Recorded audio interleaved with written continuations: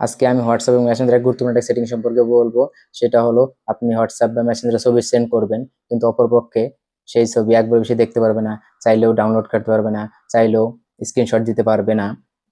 তো কাজটি কিভাবে করবেন, চলুন প্রসেসটা শিখে নেই।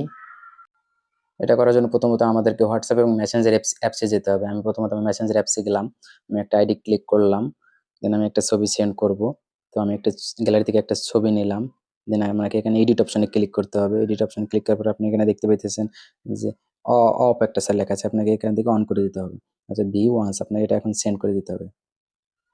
দেন আমি আবার আমার হোয়াটসঅ্যাপ অ্যাপসে গেলাম, একটা আইডিতে ঢুকলাম, দেন আমি একটা গ্যালারি থেকে একটা ছবি নিলাম,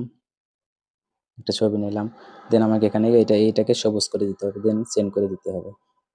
এভাবে করলে আপনি আপনার সেন্ডকৃত ছবি যাকে সেন্ড করবেন সে সর্বোচ্চ একবার দেখতে পারবে, সে চাইলেও দ্বিতীয়বার দেখতে পারবে না। ধন্যবাদ।